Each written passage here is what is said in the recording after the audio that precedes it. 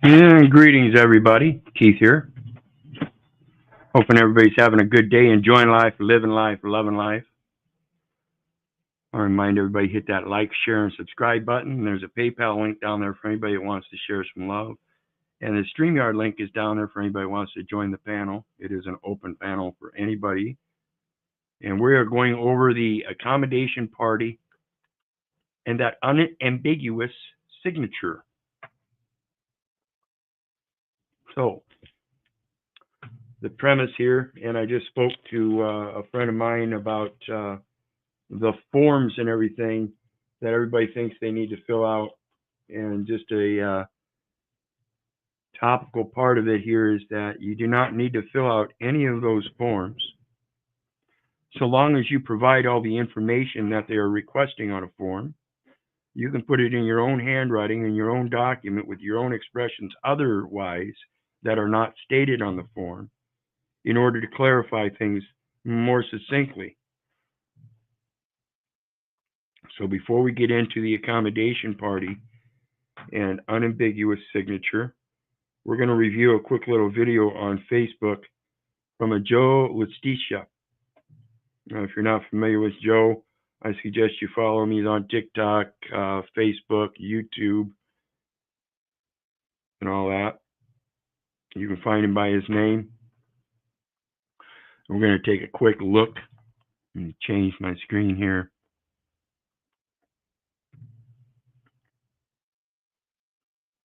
Make sure I got everything. Okay. And let's go. We are with Joe Lustica, and I'll put the comment in the chat real quick. And Joseph Lustica. JOSEPHLUSTICA. Joseph Lustica, like I said, TikTok, Facebook, YouTube. Go check him out. This is from Facebook, and he put it on TikTok, and they removed it. And we're going to listen to him real quick. Like I said, the forms do not have to be followed. And in this particular situation, we have people that are looking for a resignation form, resignation of agent or something like that, as it speaks of in the federal code. But that shows that they're not reading, which is one of the things that I point out, is that evidently you either don't know how to read English or you don't read English because of your laziness or something like that. You don't do your research, and you keep listening to other people and implying things because you really don't know, because again, you refuse to do your research. But when you do the research and you actually understand English and can read that English, you find out certain things. So let's pay attention to Joe Lustica here.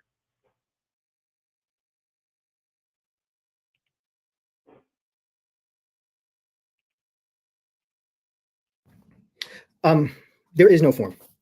Okay. I've been saying this for years. I'm going to continue saying this. There are no forms. Period. There is not one form in existence for revocation of election. The Code of Federal Regulations that talks about the termination or the revocation of election.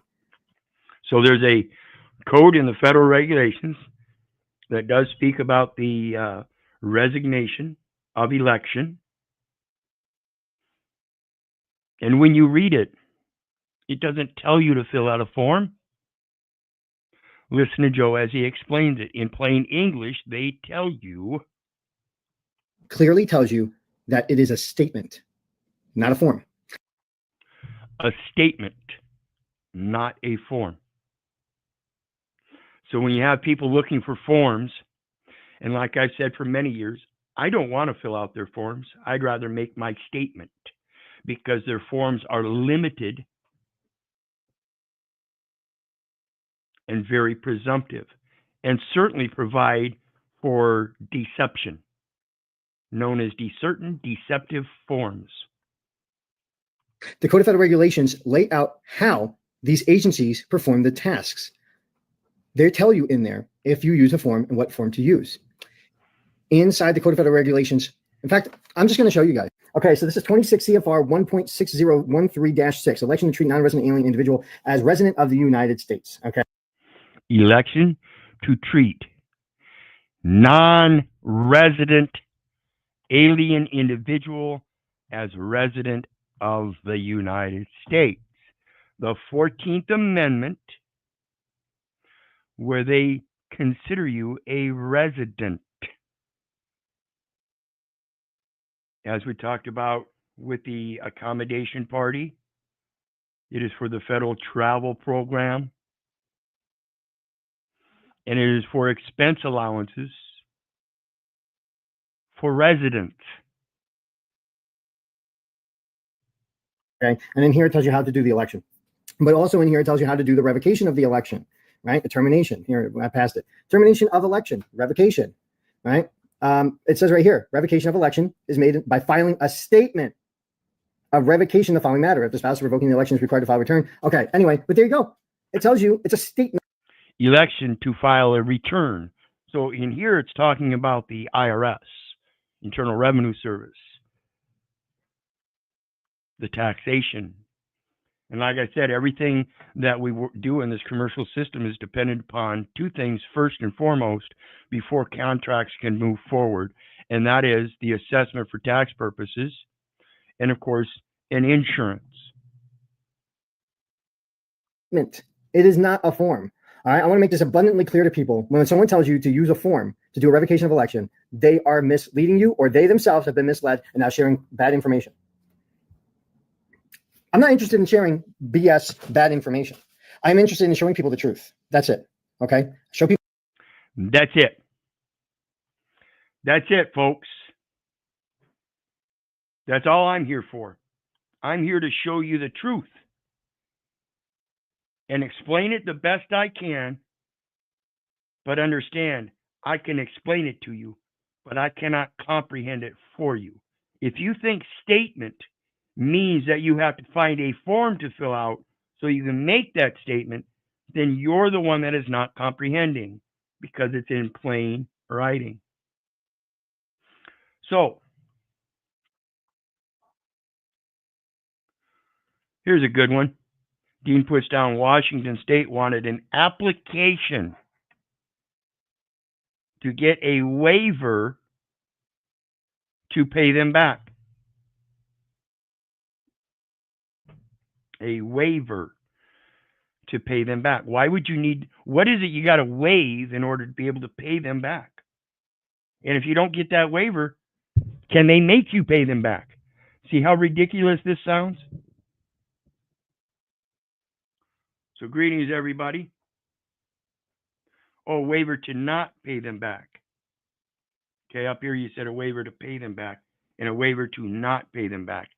Either way, if you need a waiver to not pay them back, then that's what we're talking about here. Is there's something in there that says that they are classifying you as one that does, in fact, have a requirement to pay. Okay? I want to greet everybody. Thank everybody for joining. Please hit that like, share, and subscribe button. There's a PayPal link down there for anybody that wants to help with any kind of love. All is appreciated. And of course, the StreamYard link is down there for anybody who wants to join the panel. We're going to be here for a little bit talking about the accommodation party and that unambiguous signature, how to clarify it so it's not ambiguous. In other words, when you put just a regular signature and you don't clarify anything, then it becomes, it's known as an ambiguous signature, which they call in their system a blank endorsement. So let's take a look. Again, at 41 CFR 302-11.106, what is an accommodation party? And like I said, that residence through the state ID or driver's license is the beginning of that public contract as we turn into young adults. We become the age of majority. We get that high school diploma. And rather than accordingly acting as a diplomatic detail, which is because we weren't really taught diplomacy, even though they call it a high school diploma. Diplomacy is about etiquette in your communication and knowing how to address each other. Sir, ma'am, madam, sergeant, lieutenant, corporal, Mr., Mrs. I don't have any of those titles. Don't call me Mr. Little. I'm not in the military. I don't have any military rank. You want to call me anything, call me Brother Keith. Or as you'll see me sign off on any of my communications anymore, reverently, ; Chaplain Keith, ; Chaplain Keith. Brother Keith, Chaplain Keith, I love him. That's what I prefer to be addressed as. So here we see Title 41. It says public contracts and property management. Management. The mentality of being the age of a man, the age of majority. When you turn into young adults and go out and get that state ID or the driver's license and get involved in public contracting, even though you're not a public official or an agent. That itself is the contract, the public contract, that does make you an agent because you give them an address as a resident. And you say, I'm a United States citizen on that application. Allowing them to use that election to go ahead and tax you. You're the one that makes a statement because you don't do your research to know. I didn't do it either. I didn't know. I was a bitch-ass slave. I was a fucking fool. It's time to understand what's really going on. Do your research so you know, so you can help your children, your younger generations. Again, I was that bitch-ass slave because I didn't do my research. So don't believe me. Don't believe the neighbor. Don't believe the government. For crying out loud. Don't believe your mom and dads. Do your research so you know. Because once you turn age of majority and start traveling out upon the world, that ID says you're in the federal travel regulation system. So again, you have the right to travel. Of course, you have a privilege to travel under that ID. It's a state-granted privilege to travel. Wherein the scripture says, the land shall not be sold forever, for ye are strangers and sojourners with me. And as we go across that land, God damn it. My apologies, folks.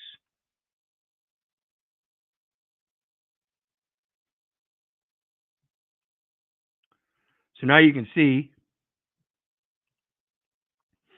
we're talking about public contracts and property management, federal travel regulation system. And as that scripture says, the land shall not be sold forever, for ye are strangers and sojourners with me. You are not identified. You are not domestic. You are strangers. And you are not residents wherein you dwell in one place.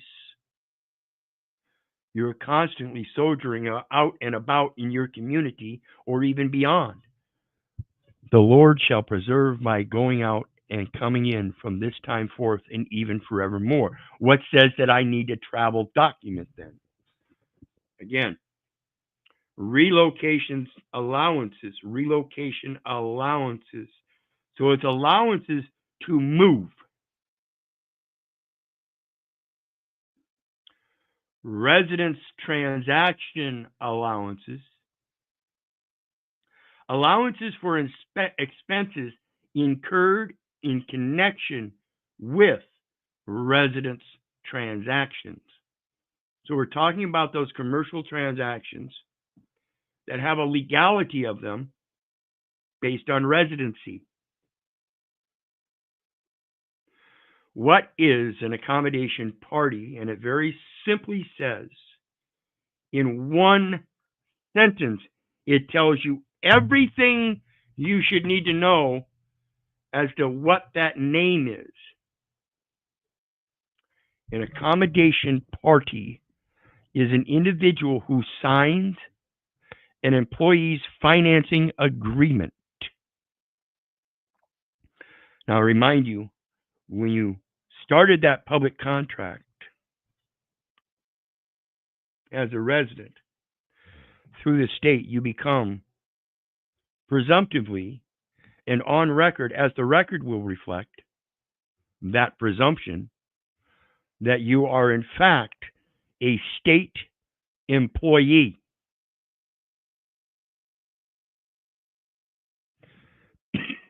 An accommodation party is an individual who signs an employee's financing agreement, a mortgage, to lend that individual's name,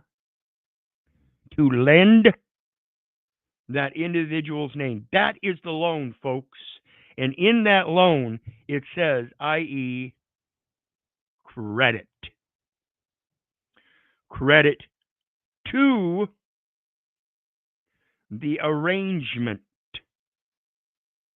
So no matter what arrangement you have, where you make an agreement with somebody else across a counter, and you give them that name, that is a lending of the name, because they wouldn't have it unless you gave it to them. Understand? So, when the nice policy enforcers surround me, 2 police officers, 2 special detectives, 2 FBI agents, and 2 domestic care service workers looking for 2 adults and their 3 little girls on a manhunt because they want to raise their children without the officious intermeddling of a state. And they try to get me for harboring fugitives. And they want that name. They pull me over on my bike, say, can you pull over here? Well, I guess I'm going to have to, because I can't outrun you on a bike unless I try to go through some of these yards. And I imagine there's already plenty of you surrounding me already. I'm not stupid. And sure enough, there they come. Not only do they have me surrounded, but they've got my woman over at her place, scared shitless, demanding of her the same kind of things, and they have no business doing so. See, they have to prove that you're actually committing a crime before they can commit a crime against you and violate your rights during their investigation. Just because they have an investigation doesn't mean they just blatantly get to go around violating people's rights. So anyway, when they pull me over 8 deep and ask me for the ID and I tell them I don't have one. Oh, wait a minute. Actually, I do. You might like it. It's just as valid as your state ID. And I pull out a homemade ID, bicycle driver's license, expires when the wheels fall off, that kind of shit. And they chuckle and say, okay, we understand. What's your name? Well, I don't have a name. Well, everybody's got a name. No, I'm telling you, I don't have a name. My mom and dad have called me Keith all my life.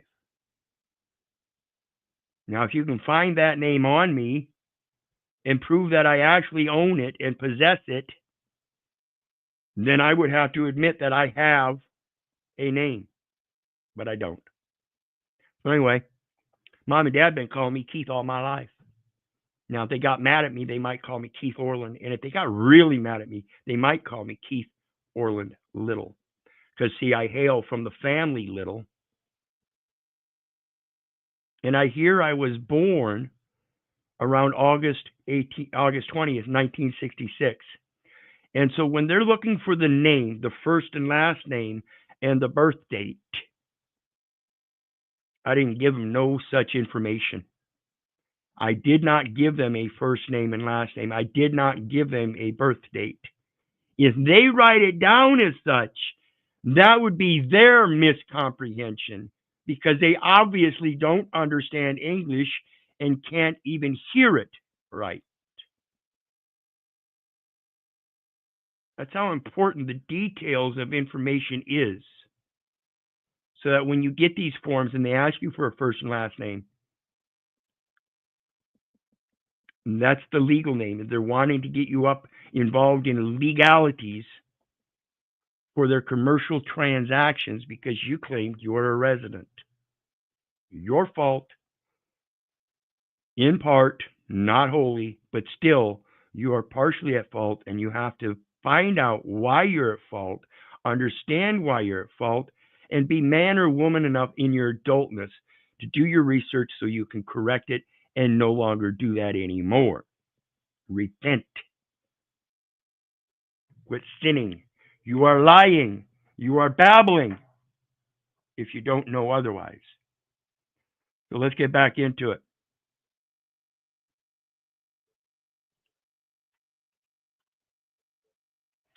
The next one we're looking at is 12 U.S. Code, subchapter 8, Armed Services, Housing, Mortgage, Insurance.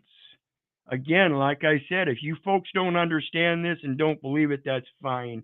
I'm telling you not to believe it. I hope one day you will understand it. You will comprehend it. Again, I can explain it to you, but I cannot comprehend it for you. You must do your research. And I am telling you that this is all a military government. 5 U.S.C. 301, minimum birth registration standards. So the birth registration under departmental regulations, which is a military department applicable to the Department of Defense.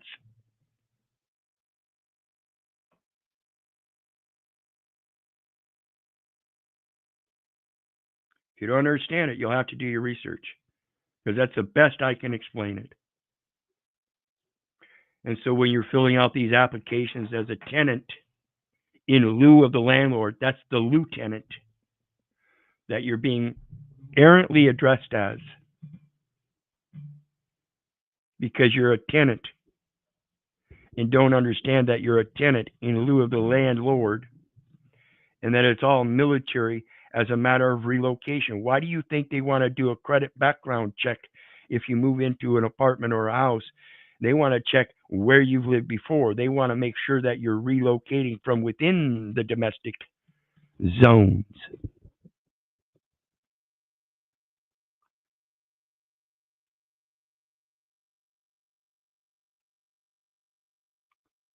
Mortgage means a first mortgage on real estate in fee simple or on a leasehold. Term personnel shall include military and civilian personnel approved by the Secretary of Defense or his designee and the dependents of all such personnel. If the military is providing the military defense and you are just a lowly peasant that doesn't even have a home, you've never been in the military, you've never had a job, you're homeless, are you dependent upon that military protection? Or can you stand up for yourself? On domestic soil, of course. See, if there's no war, are you really a military dependent? Even in times of peace, there is a presumption that you may be a military dependent, because if war ever comes to your shores, you will then need to depend upon the military. So even when you're in times of peace, you are still presumably dependents, as that term goes. And as you can see, it is not clarified any further. Term military includes Army, Navy, Marine Corps, Air Force, and Coast Guard. What about the civilian? How come civilian isn't defined? Anybody find definition of civilian for me?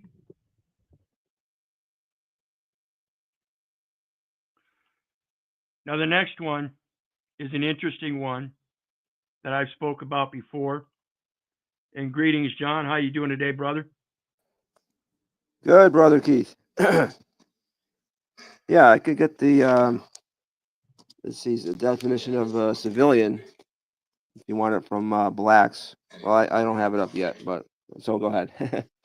Well, yeah, if they're going to show civilian in Black's law, that's fine. But I'm looking specifically for in the U.S. Code as they define it, and not some judge on a bench that gave his opinion. We're talking about absolute definitions here according to them. Oh, okay. Yeah, I think it says private citizen in the Blacks, but I got it though. Yeah.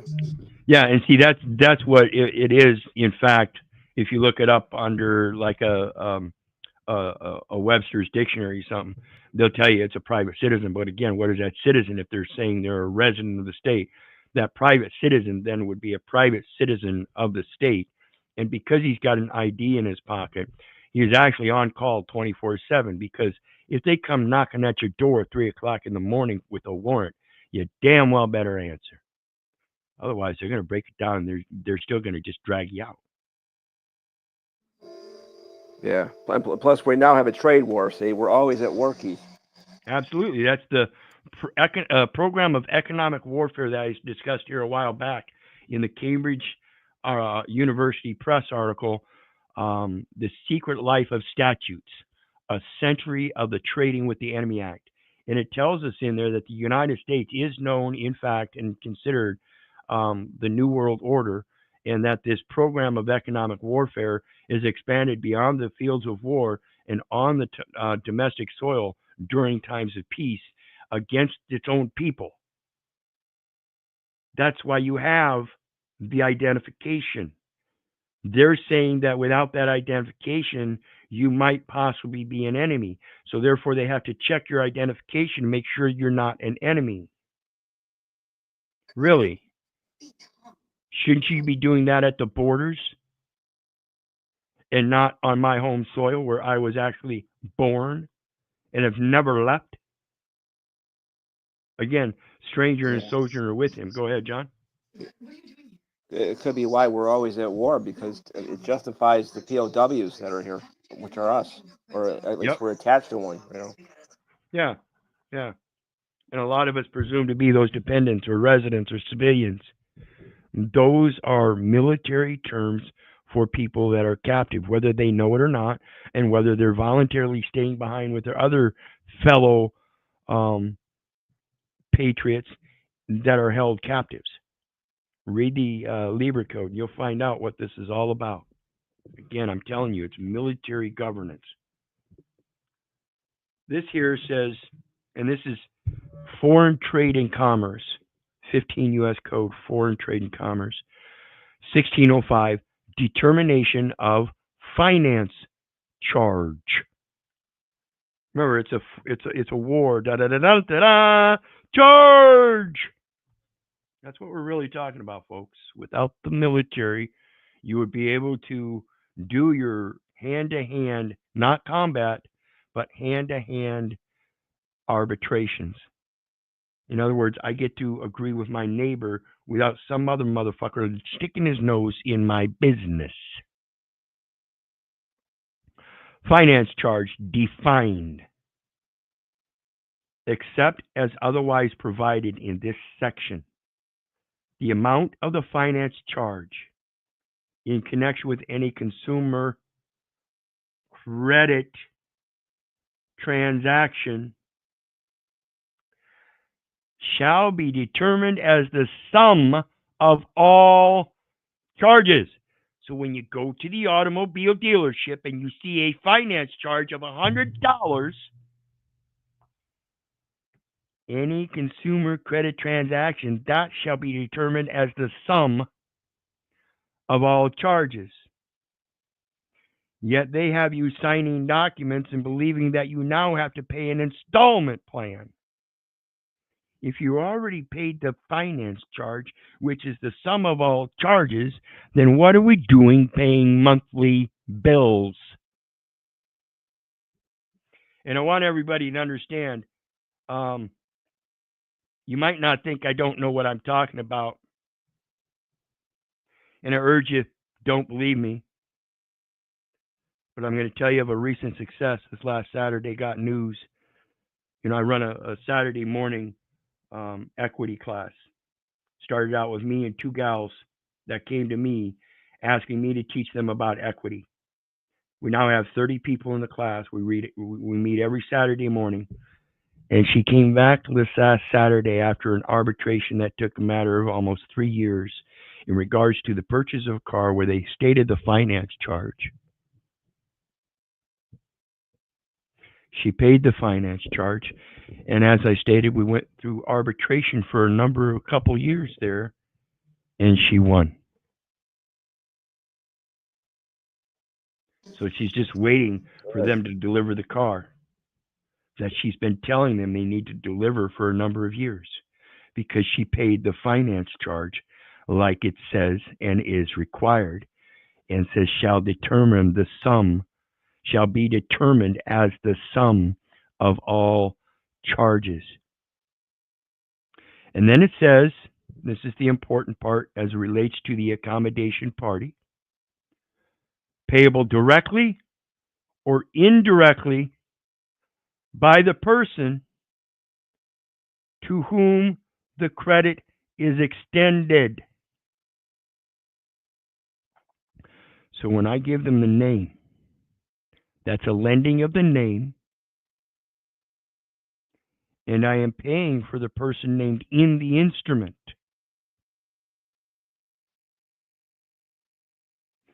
To whom the credit is extended.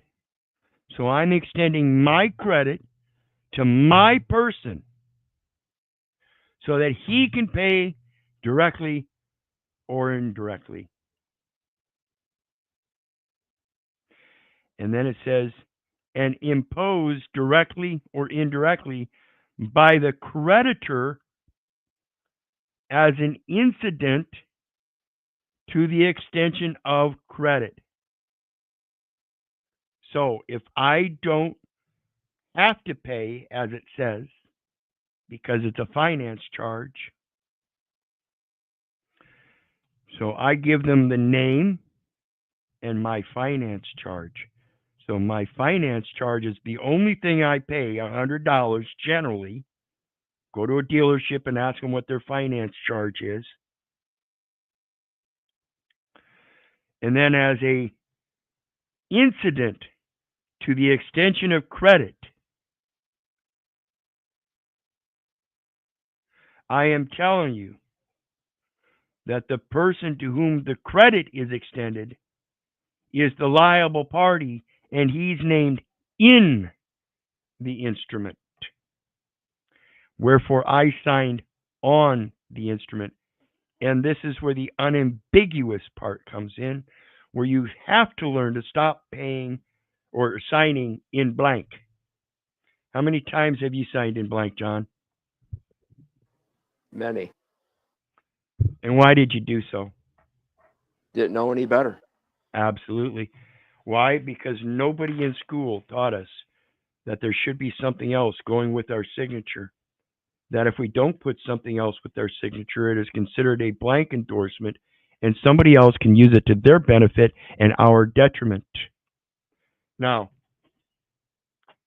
if I had one of my teachers that knew that, you would expect that they'd teach me. If I had one parent out of all of those parents that I had in all the foster care systems and the parents that adopted me that knew that, you would think they might teach me. See, this is the thing about that feed a man a fish, you feed him for a day. Teach him to fish, you feed him for a lifetime. If you don't teach your own children and you feel you've been indoctrinated and are starving for that fish, you are putting your children in the same position.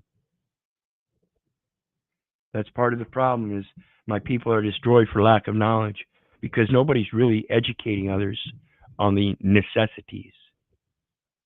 They're teaching them basics like reading, writing, and arithmetic. But does it really go beyond that? Not much. Goes on to say the finance charge does not include charges of a type payable in a comparable cash transaction. Finance charge does not include charges of a type payable in a comparable cash transaction. The finance charge shall not include fees and amounts imposed by third-party closing agents. So when you're at the dealership and they're going to use the bank as a third-party closing agent, the finance charge shall not include fees and amounts imposed by third-party closing agents. So if that dealership is passing on those charges to you, then that's an addition to the finance charge, which was the sum of all charges. And that, in fact, is a violation. They are the ones liable for those charges because they are the ones that hired the third-party closing agents. Okay? Including settlement agents, attorneys, and escrow and title companies.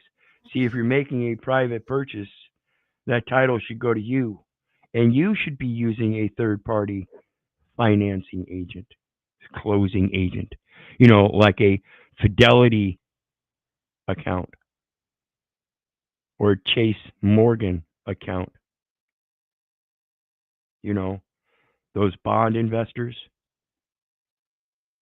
where you can take your paperwork to them, say, okay, I'm the accommodation party. Here you go. Make sure the finance charge is taken care of. All this is the sum of all charges. And they will do it. That's your property.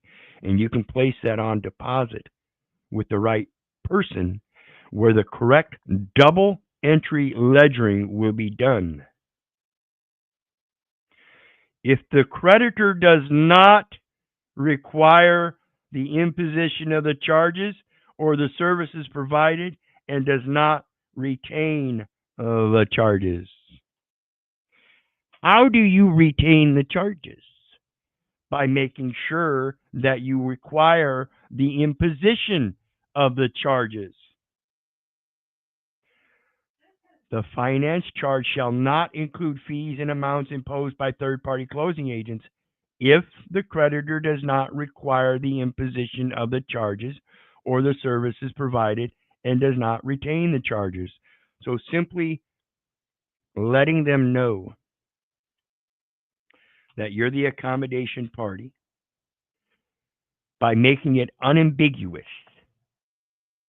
by accommodation party should be enough. And that's all we did. And then they wanted to argue that says and saying, no, that's not how it works. Because they didn't read this and understand it. They didn't comprehend it if they did read it.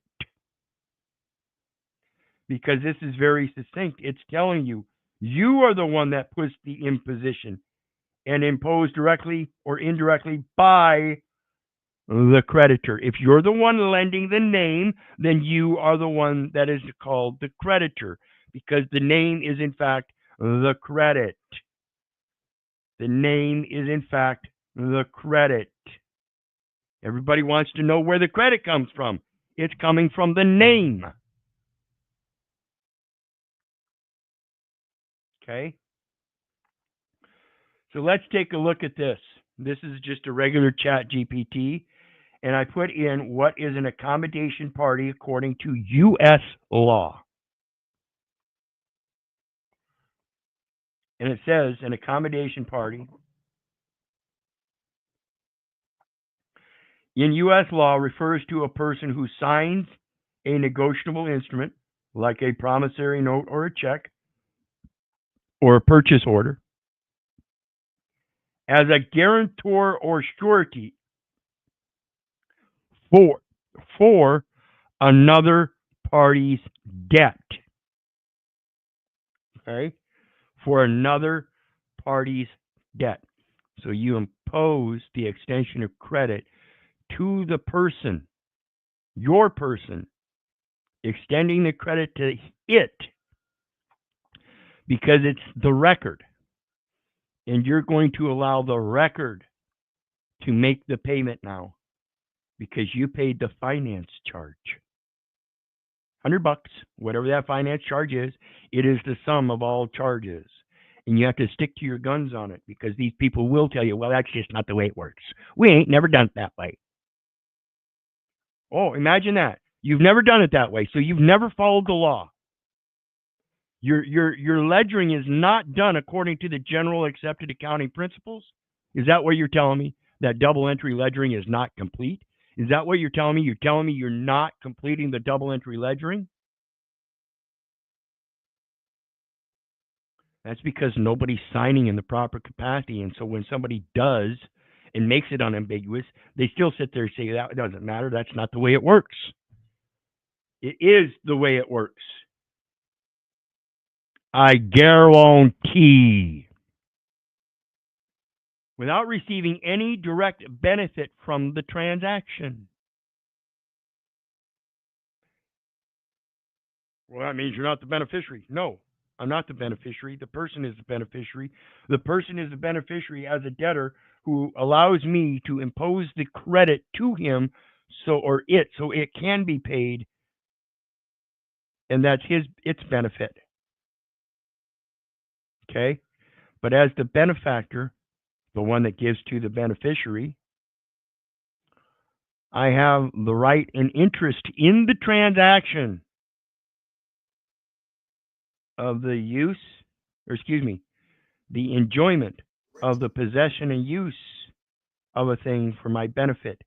And I'm not purchasing it for somebody else's benefit. I'm purchasing it for the family so that we may use it.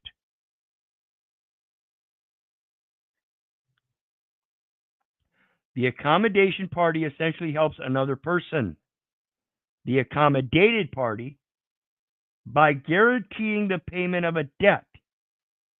In the case the accommodated party defaults. When they send you those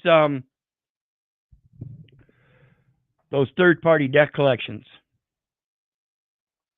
and threaten to sue you in court, and they're saying that the accommodated party is in default, it's only because you haven't expressed that you are the one that in fact lent the name to the first party, and they didn't do the ledgering right. So and of course, it's because you don't know either.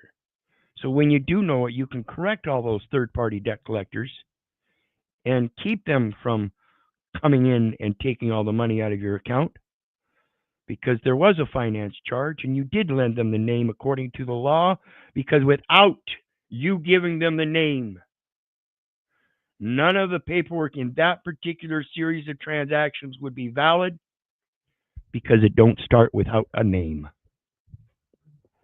They can't just go around putting your name on it. Only you can do that.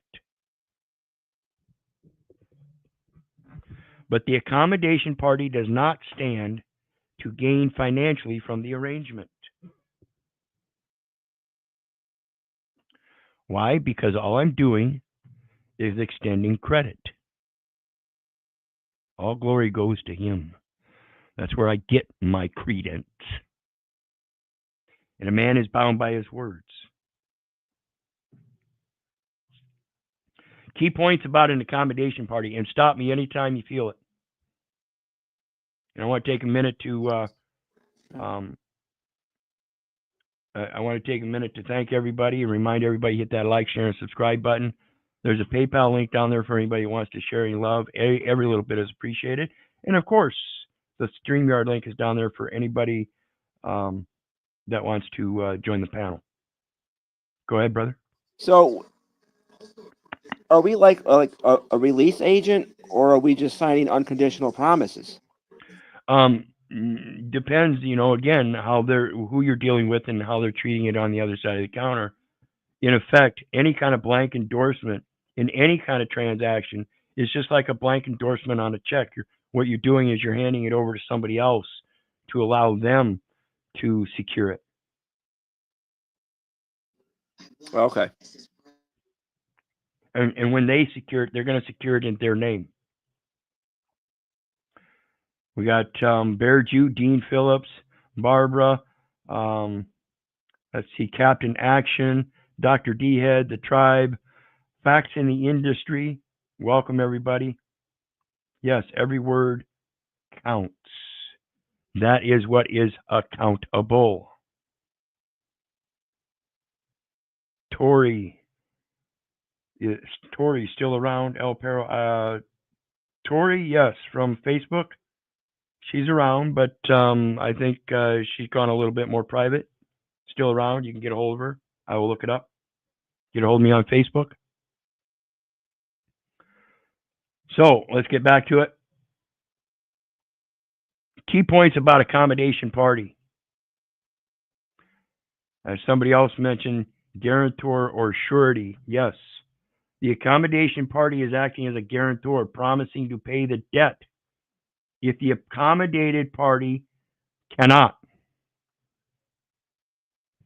Again, that election saying that it's a resident United States citizen, meaning it's a business. Do you really own a business? Or was there a business granted to you on behalf of the United States, a bankrupt entity, allowing you to operate a franchise so that you can make a profit for them? How can you make a profit for a bankrupt company? They have to settle all their debts first. So any money that you're making for that company is going to pay off debts, not as a profit that will come back to you. No direct benefit. The accommodation party does not receive any consideration or direct benefit from the agreement. Okay? It's one of those important elements of understanding the gifting, the family, and the individual name. I'm not getting it for myself. I'm getting it as a matter of family affairs, a necessity of life, so that I can be that stranger and sojourner with our Father in heaven, and that if I'm not around, the family may continue in that sojourn.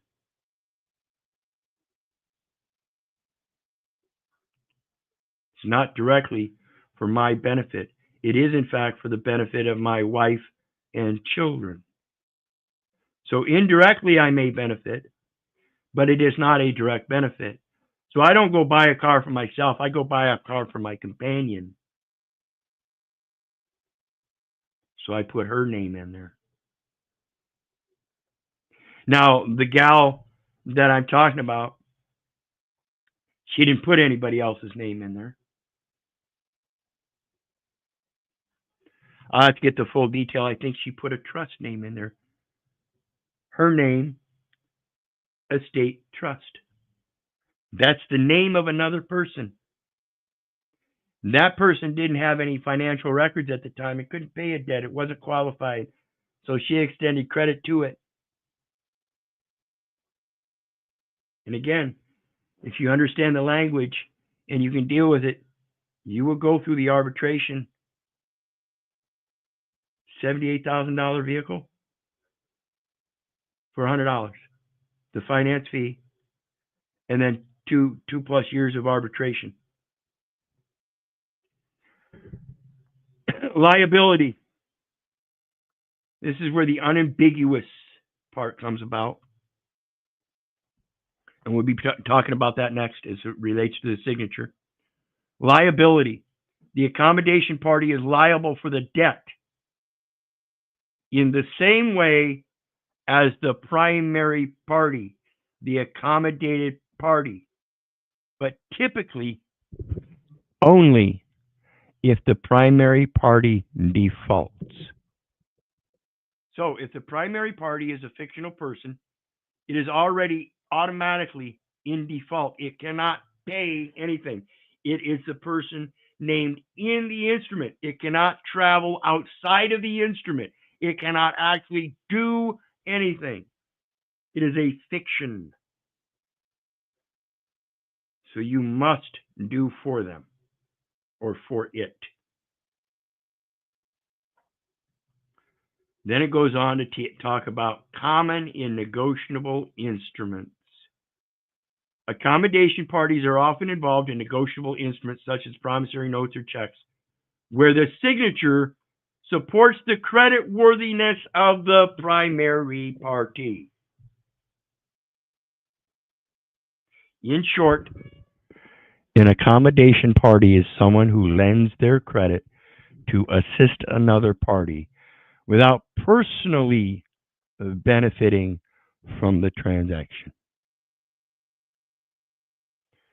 What do you think so far, John? Is this making sense? Is it clear to you? Looks more like obligations than contracts to me. Absolutely. That's what those negotiable instruments are.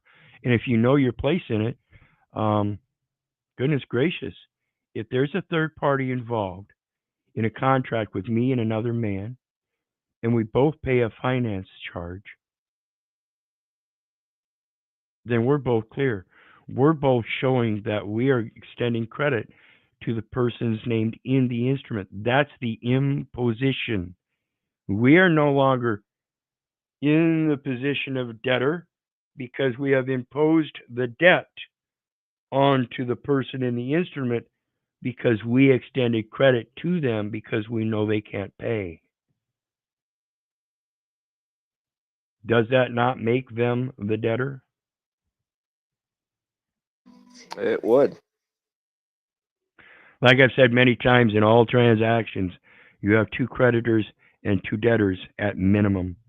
And that is at least the two people that are contracting together.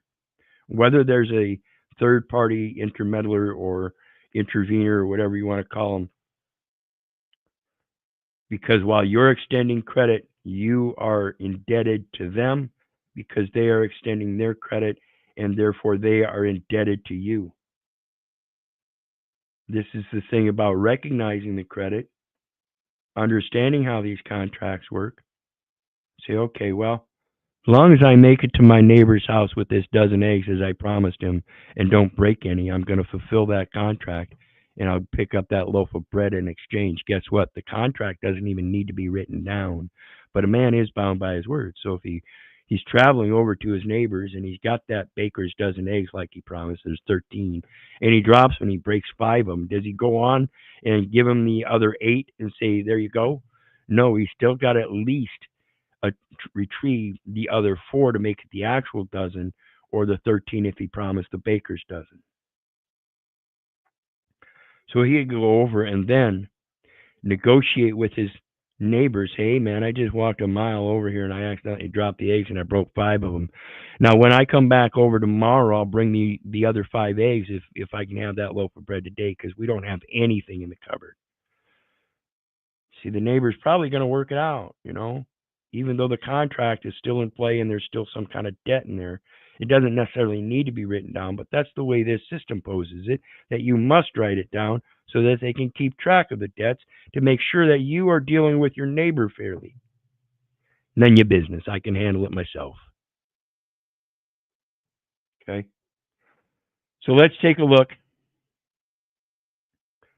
at the next one, which is UCC 3-419, instrument signed for accommodation. Okay? And I remind people of UCC 3-402 as it goes to negotiable instruments.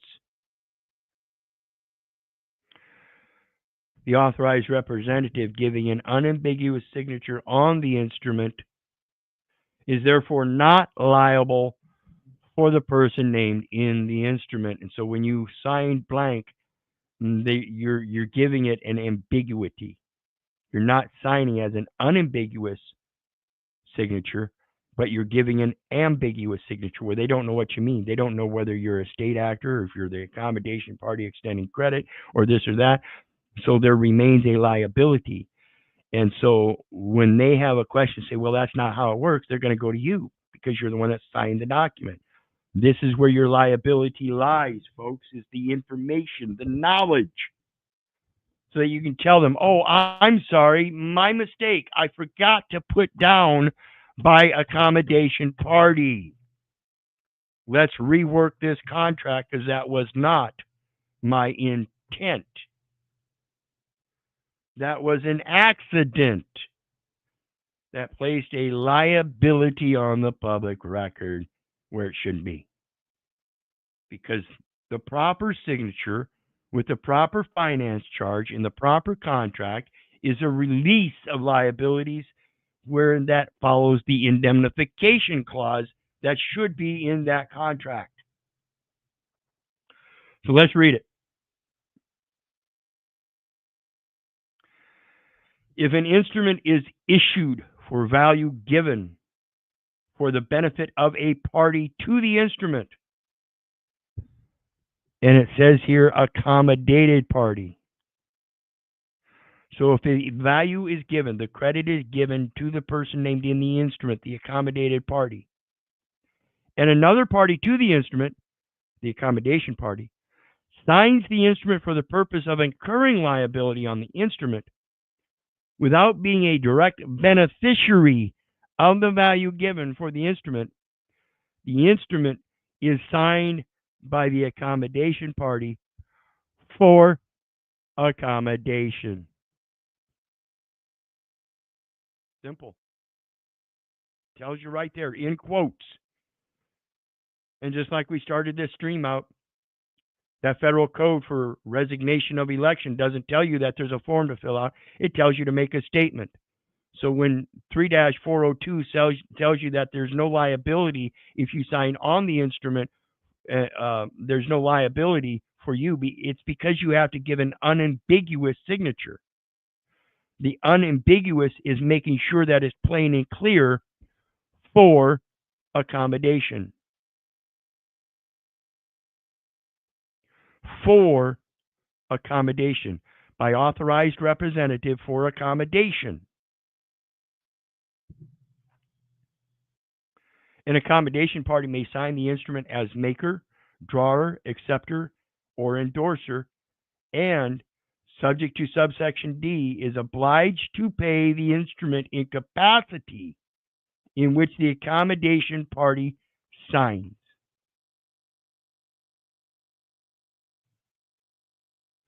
By authorized representative for accommodation. The obligation of accommodation party may be enforced notwithstanding any statute of frauds, and whether or not the accommodation party receives consideration for the accommodation. See, that's where your benefit comes, is the indirect consideration. The indirect consideration or the indirect benefit is that consideration wherein it is considered that if I'm buying that car for my wife or for family use, then I get to use it. My rights and interest, property as defined, my rights and interest in the enjoyment of the possession and use of that automobile for my benefit, because I signed for accommodation paying another person's debt. I paid for the other person.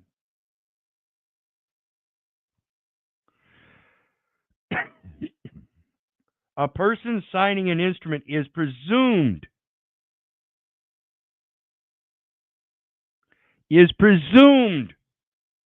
See, this is where they get it all wrong. They say, well, that's not the way it's done. We've been doing it this way all along. We've always done it this way. Because you don't know what the fuck you're doing.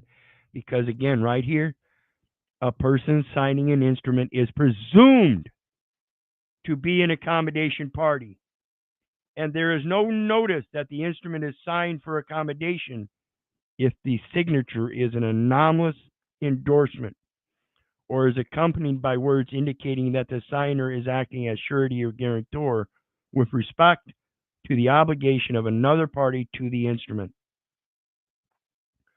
So a person signing an instrument is presumed to be an accommodation party.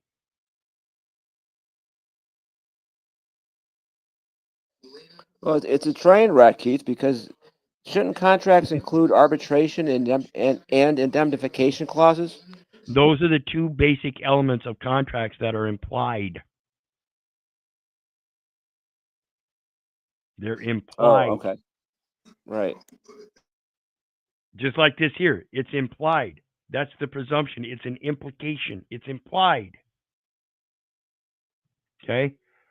So as a presumption to be an accommodation party, but the signature says that it's supposed to be unambiguous so that you can make that clear. But even if it's not clear, these people running these instruments should know that it's presumed that you are the accommodation party and you are to be accommodated in the proper capacity as the one that gave them credence to do all the paperwork for which then they get paid. See, I'm not getting paid. I have a consideration to receive, but I am not getting paid. You're getting paid to do this, and according to your pay, you're supposed to make sure that the record is holds integrity. If you're going to sit there and put false implications down and say that's not the way it works, I beg to differ.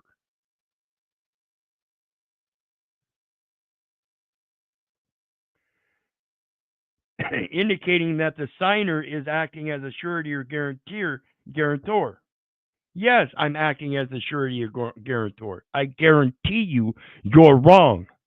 I guarantee you I am the source of credit. You dumb third-party debt collectors have been doing this all along. You dumb financial supervisor down to the local courthouse, allowing third-party debt collections to be entered into those courts, and then just taking money out of people's bank accounts because a court ordered it, knowing that the signer of the instrument is, in fact, the accommodation party, the one that gave credit. And yet somebody else is saying that somehow I owe them a debt. How am I the one that owes a debt if I'm the one that extended the credit?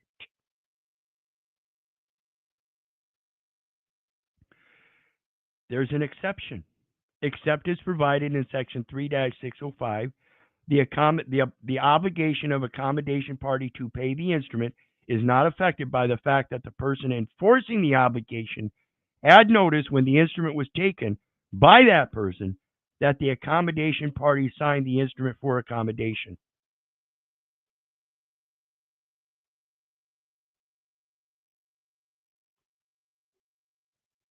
The obligation of an accommodation party to pay the instrument is not affected by the fact the person enforcing the obligation had notice. My obligation stands, and under my obligation, I am telling you, I lent you the name, that is the extension of the credit, so my obligation is to tell you if you don't understand. And this is why I say, folks, I can explain it to you, but I cannot comprehend it for you. I'm not in arbitration with you. But if I go to somebody and I want to purchase a car, then I'm obligated to be involved in that arbitration as much as possible to get everybody involved to understand that when I signed, that was me lending credit to the arrangement.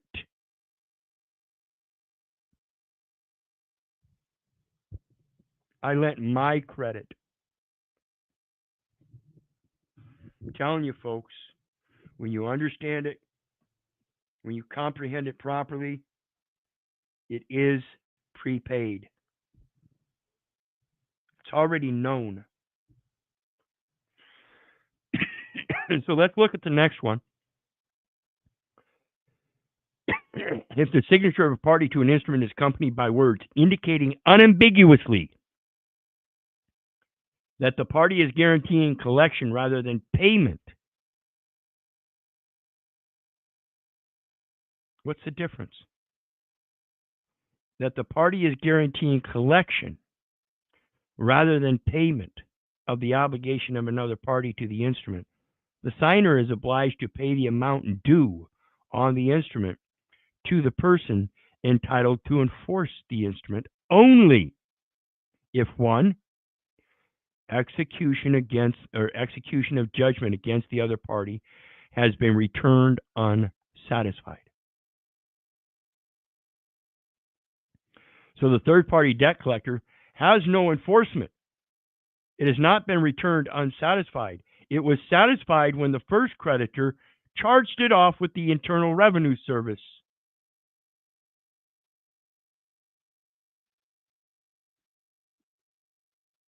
And again, understand, they charged it off because you quit making payments after you already financed it. That's where they dupe you. You already financed it. You already gave credit and paid the initial, what do they call that, premium? This is what I was talking about with the insurance, life insurance. They want you to pay a premium every month. Really? That's above. Finance means settlement, right, Keith? Well, yeah, it's you're the one that's paying for everything. And again, I'm telling you, the payment is a matter of the right words.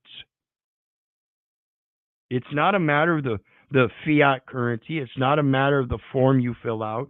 It's not that money order. It's not the check. It's the words.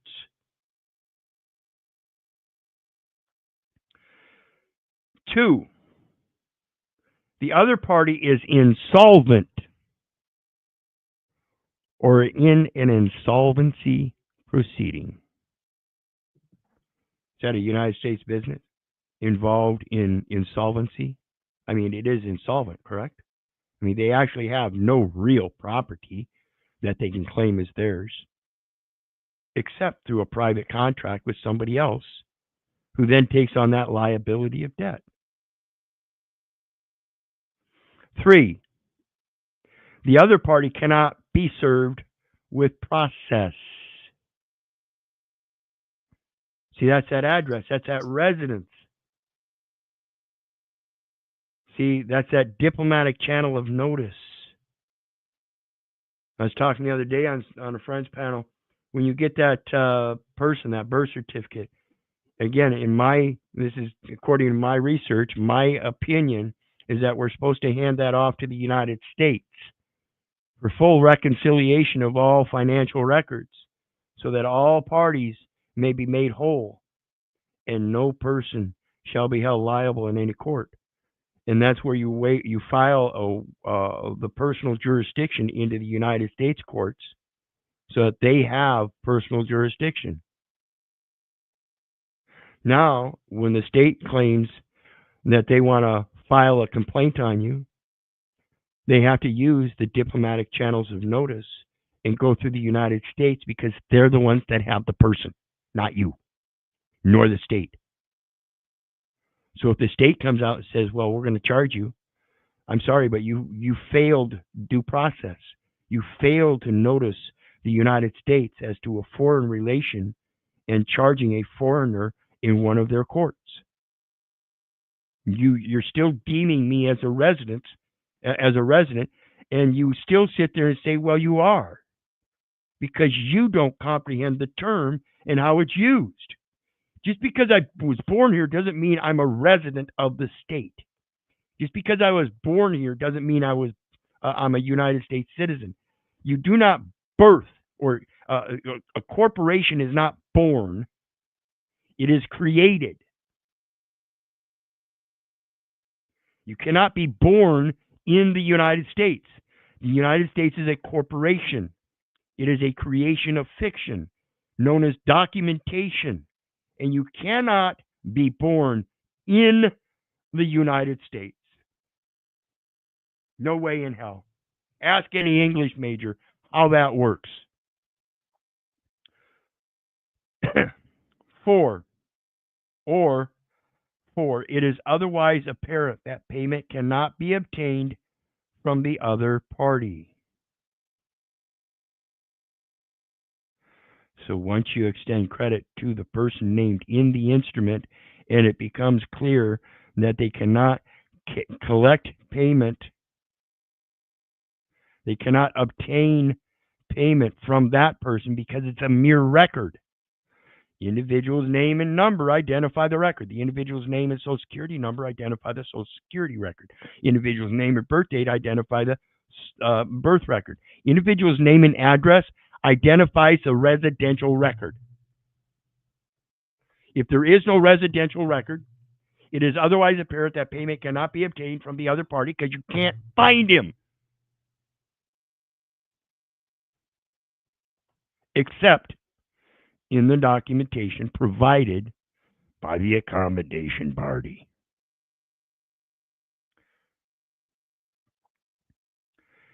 E, if the signature of a party to an instrument is accompanied by words indicating that the party guarantees payment, or the signer signs the instrument as an accommodation party in some other manner that does not unambiguously indicate an intention to guarantee collection rather than payment, the signer is obliged to pay the amount due on the instrument to a person entitled to enforce the instrument in the same circumstances as the accommodated party would be obliged.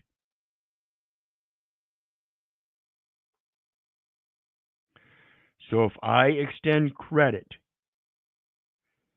to the person named in the record and somebody has to enforce it, and they go to that accommodated party and they enforce it against the accommodated party, they transfer credits.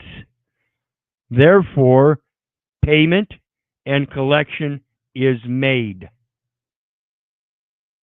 It's an electronic record. And all they have to do is transfer a number from this database to this database, and lo and behold, the database that receives it now has instructions that it can write up a check to have deposited in an account.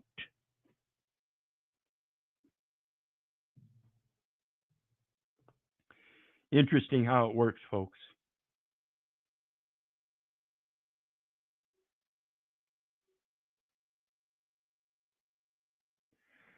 An accommodation party who pays the instrument is entitled to reimbursement from the accommodated party and is entitled to enforce the instrument against the accommodated party.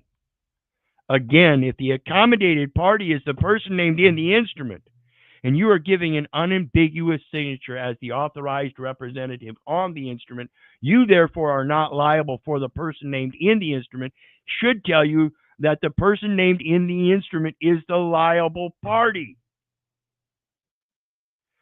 Just like it says here. An accommodation party who pays the instrument is entitled to reimbursement from the accommodated party and is entitled to enforce the instrument against the accommodated party. So when you go to the arbitration, you're not enforcing it against somebody else. You're enforcing it against the record to which you signed, saying that you understand that as the accommodation party, you signed transferring the credits to the accommodated party. And therefore, those credits need to be released to whoever is demanding collection. You don't get it from me by demanding a different type of money. You get it by collecting the credit as payment. Does that make sense, John? Yeah, we should start acting more like, I mean, more than an emergency contact person, which is pretty much all we were doing. Correct. We're just the one to contact in case the party in the instrument doesn't pay. Now we have to pay. And I'm telling you, payment is in words, not numbers, in words. And that is your arbitration, your ability to comprehend the words before you and line item veto anything that doesn't fit so you can correct them as to the capacity of the accommodated party and the accommodation made to them. Well, we've been doing it like this all the time. Oh, so you've been dumb all this time. And I'm telling you, folks, I used to be a bitch ass slave too. I used to be a fucking fool. I used to be a dumb fucking idiot too. Eat it up. Swallow it. And it doesn't matter. It doesn't taste good. Get on, shit that shit out, and learn and grow from it.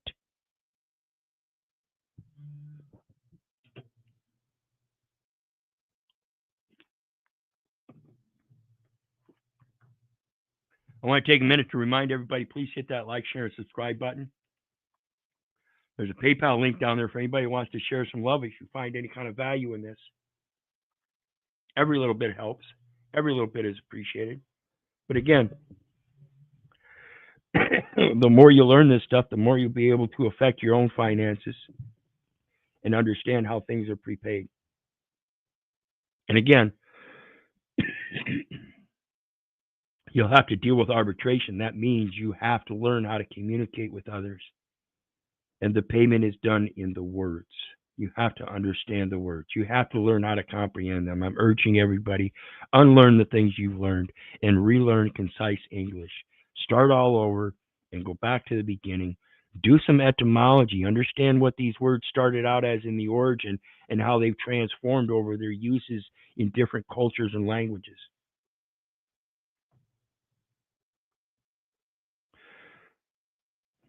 An accommodation party who pays the instrument is entitled to reimbursement from the accommodated party and is entitled to enforce the instrument against the accommodated party.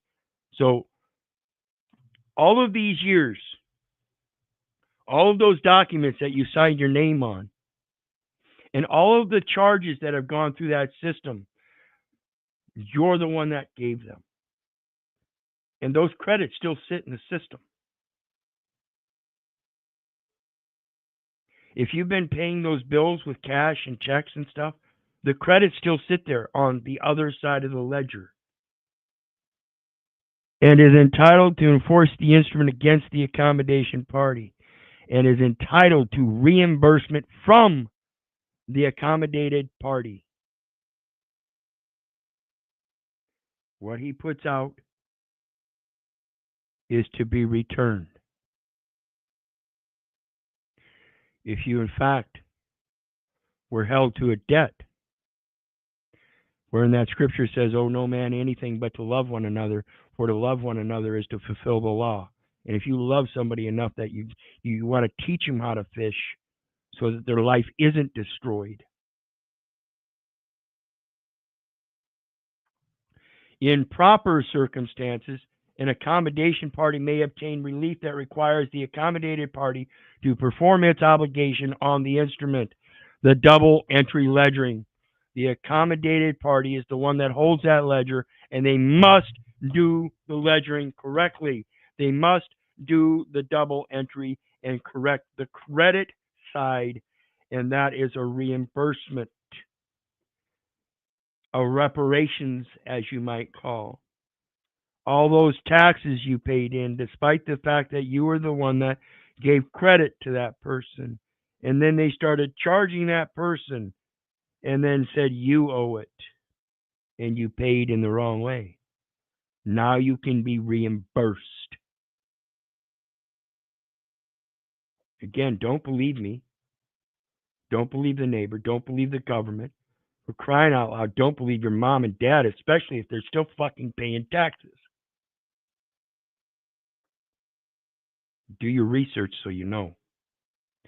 An accommodated party that pays the instrument has no right of recourse against.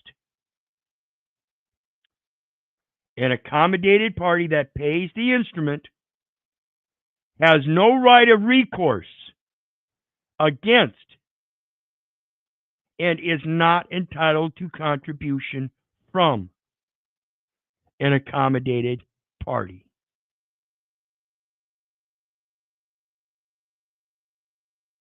Why? Because you can't claim that the creditor is the one that owes the debt. Does that make sense? Yep.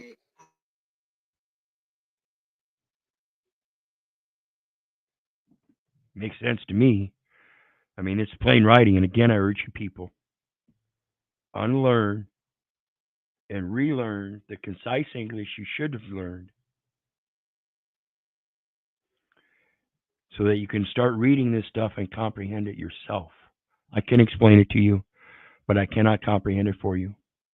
You can ask me to do the paperwork for you, but I won't. I won't.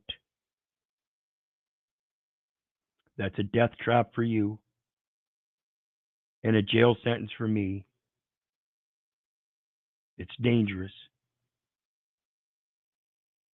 And I don't do it. The next one. 15 U.S.C. 15 U.S.C. 4724. I'm wrong. 1602. I'm thinking a different one. 15 U.S. Code 1602. Definitions and rules of construction. Okay. We down here to credit card. The term credit card means any card, plate, coupon book, or other credit device existing for the purpose of obtaining money, property, labor, or services on credit. Anything you signed, any application, registration, or otherwise that you signed to obtain money, property, labor, or services was a device to obtain money, property, labor, or services on credit because the name itself is the lending of credence to the instrument. Does that make sense, John? Yeah, I think it does. Especially when it's said like that. Your signature is a device for obtaining money, property, or labor, or services, correct? And if the lending of that name is an extension of credit, then it was done on credit, right? Yep, right. Anybody that thinks otherwise, again, the link is down there. Please hit the like, share, and subscribe button. Hit that StreamYard link and come on up and discuss it with me. Because I don't like sounding like an idiot. I don't like being wrong. And if you have a different position on this, a different definition, a different way, a different thought, a different concept, please come explain it to me. I am open-minded. I will listen. I do not want to sound like a babbling idiot. I do not think I sound like a babbling idiot. But if you think I do and can point it out to me, please do so. I don't want to be misleading others. You're no babbling idiot. I hope not. I hope not. You know, I claim other people are babbling, and I shouldn't really do that so much as I do, and I'm working on it. Because again, folks, I used to babble. I used to be the bitch ass slave. I used to be the fucking fool. I used to be the idiot. I'm not I'm not I'm not ashamed of having to eat that. None of us are perfect.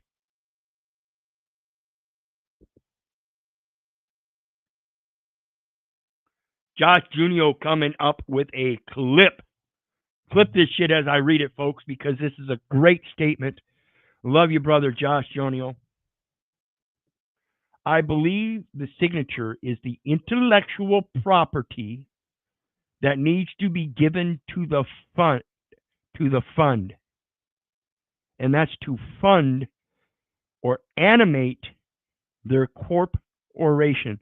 And understand, corpse is not dead body, it means body.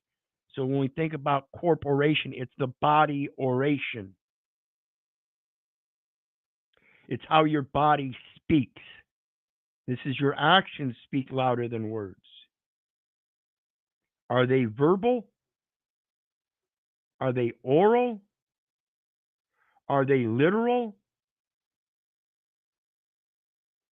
I believe the signature is the intellectual property that needs to be given to the fund so as to animate their corporation. Signature guarantee. My signature alone guarantees it. Why do you need something else? Medallion stamp signature guarantee is a medallion stamp signature guarantee is from a bank who is guaranteeing they have personally identified the accommodation party and is willing to sign on their behalf as the surety guarantor. And why would they do that? Is it because you extended credit to them in a private contract, allowing them as the broker to deal with all of your future brokerage instruments?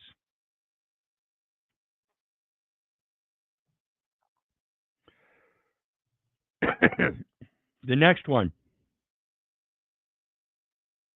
This is 12 CFR 1026.1. Authority, purpose, coverage, organization, enforcement, and liability. This is an important part to understand about them third-party debt collectors and the fact that you signed on that instrument, therefore you lent the credit. Authority, this part known as Regulation Z, is issued by the Bureau of Consumer Financial Protection to implement. Again, remember that 48 CFR 52.212-5, contract terms and conditions required to implement statutes or executive orders hyphen commercial items, commercial services. In other words, this is an implementation between the Bureau of Consumer Financial Protection and the banks, the Federal Reserve. This is one of their contract terms and conditions.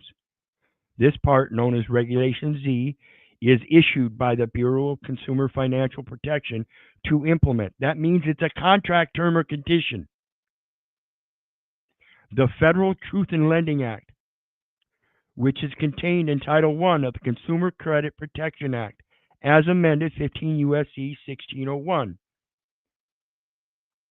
This is 12 CFR 1026.1 that covers 15 U.S. Code 1602, the definitions, wherein when we go to previous 15 U.S.C. 1601, congressional findings and declaration of purpose, and you'll be amazed to find out my people are destroyed for lack of knowledge because they are not informed use of credit.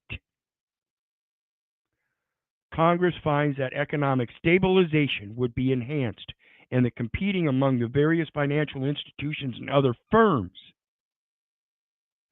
Remember that document I show everybody from the court where they transferred or converted the last name to a firm name?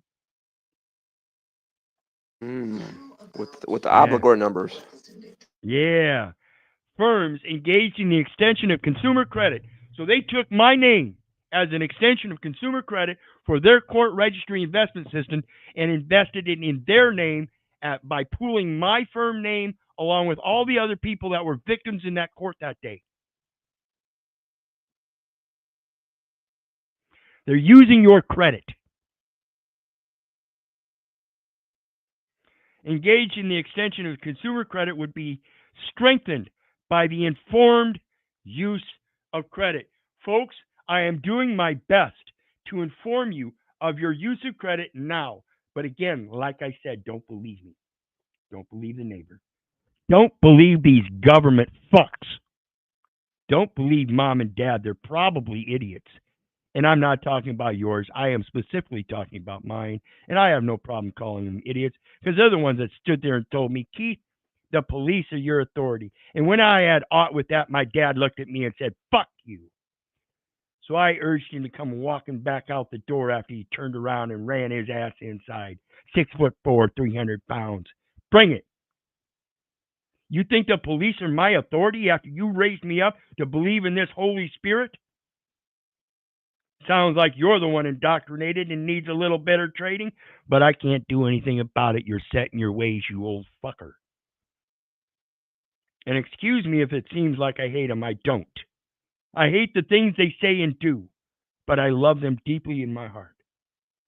They did a lot for me in my life as a child. That helps me understand what's going on now. Had they done a better job, I might be a better person.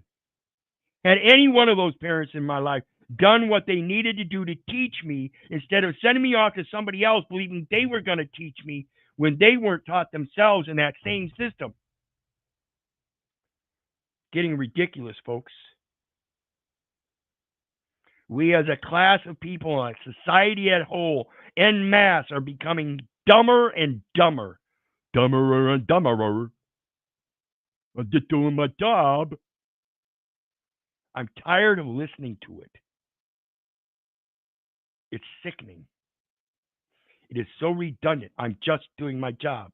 You're just doing your job and complaining that you can't help me because you're just doing your job, and that's the way it's done. And I'm telling you, no, it's not the way it's supposed to be done. It says otherwise here. And I'm telling you, folks, across the board, you sign that name on any document, that is what is lending credence to that document, no matter what kind of instrumentality it is. Without that name, that document has no effect, let alone any force or enforcement. It's blank.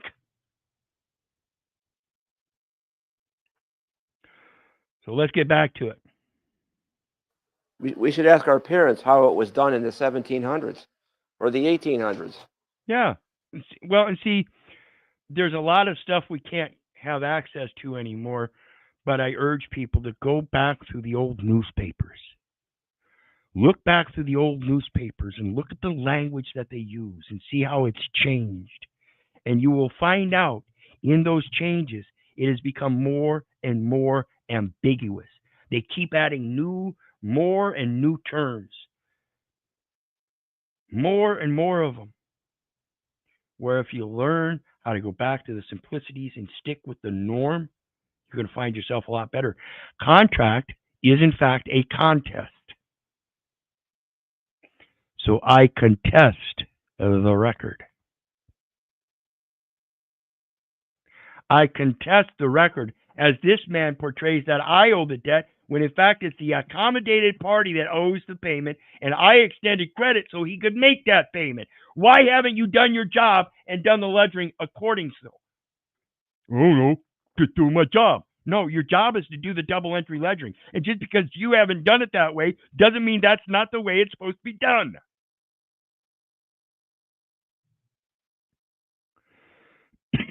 Authority, this part known as Regulation Z. Make sure I'm on the right page here. Yes.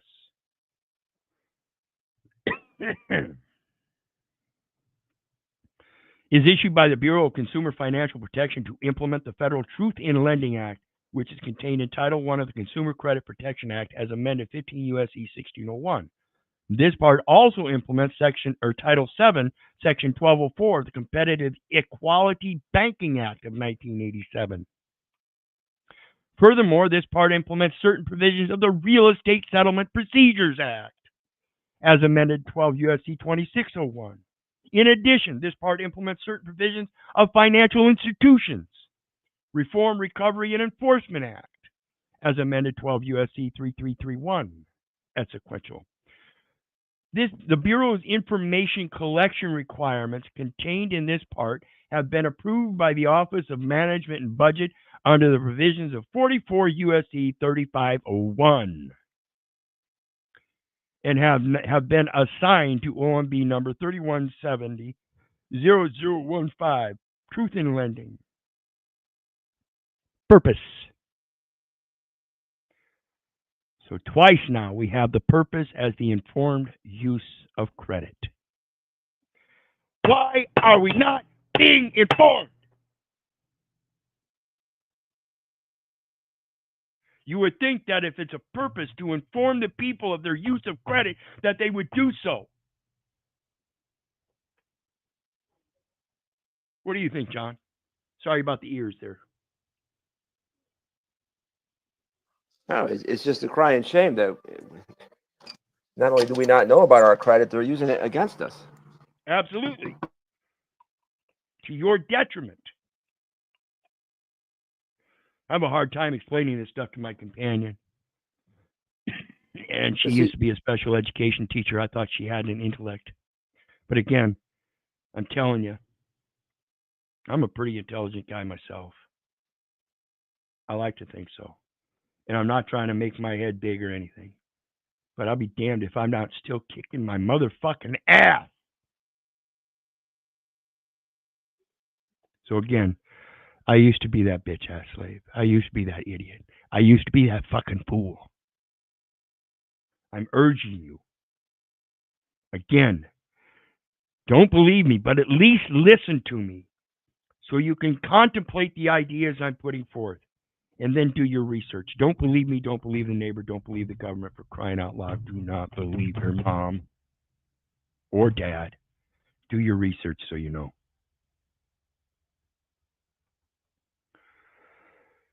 Let's get on to the next one. We're going back to 15 U.S. Code.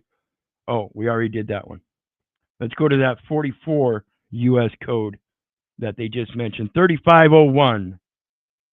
Purposes. Man, don't they like to tell you about the purpose. And I want to show you again. Purpose. Minimize the paperwork burden for individuals. So when I was walking out of jail and I had that discharge document from the court judge, and then the lady on the other side of the counter wanted to tell me I had to sign the release paperwork. I had to give them that signature. I said, no, thanks. Well, we can't let you out unless you do. Oh, really? You're going to violate the judge's discharge order? See, I'm not the one violating it, folks. She would be the one violating it. She would be the one not letting me out, despite the fact that her boss told her to let me out. Well, this is the way we've always done it. I don't give a fuck. Just because everybody else walked in here not knowing doesn't mean I don't know. I'm just doing my job. I don't care. Your job is to know better than I do. Yet you don't. I guarantee you even the mayor of this town doesn't know better than I do. And again, it's not because my head is swelling. It's simply because I have a certain knowledge of certain facts that I know for a fact most people do not know. Because it wasn't taught to us. None of us were taught about the informed use of credit. Had we been taught about the informed use of credit, we'd have been knowing the accommodation party. We'd been knowing about the address. We'd been knowing about who to send it to and hand it over to a proper broker and say, hey, I'm the accommodation party. Do your job. That's the release, or that's the minimalization of the paperwork. You have somebody else that is in fact qualified and does know their job and will do their job. For individuals, small businesses, educational and nonprofit institutions, federal contractors, state, local, and tribal governments, and other persons resulting Here's that collection. Remember we talked about payment and collection earlier? Resulting from the collection of information by or for the federal government. I'm telling you, folks, that is the initial problem when we enter into all these documents. We start entering data elements. It's an error in entry. Greetings, NPC. Appreciate it. Appreciate it. I do my best. And again, like I said, I hope people are listening. But I'm telling you, do not believe me. Do not believe the neighbor. Do not believe the government. For crying out loud, don't believe your mom and dads. Do your research so you know. Thanks again, brother. Hit that like, share, and subscribe button, folks. There's a PayPal link down there for anybody that wants to share any love. All is appreciated. I don't care if it's $5, $500. I'm always appreciative. It all helps. Do what you want. And in the meantime, StreamYard link is down there for anybody who wants to join us. We are going to end up here shortly. Just got a couple more to go. But what do you got on it so far, John? You got anything you want to speak out on?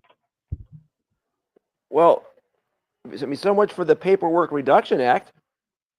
I mean, they fucked that up.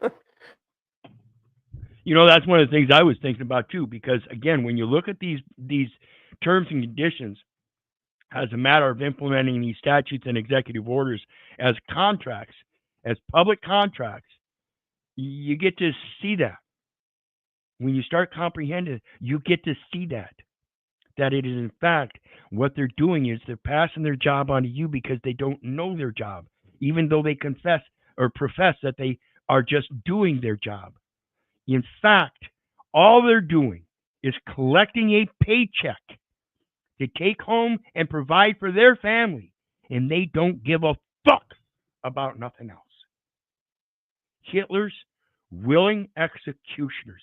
They are willing to do what their boss tells them, regardless of any other consequences, so long as they get a check for doing so, and their boss will give them a pat on the back and say, that's okay, we'll take care of it for you. Don't let them worry. Don't worry about that. We'll take care of it for you. We got you covered. You're insured. We got a surety bond that'll take care of it. Just more paperwork, isn't it?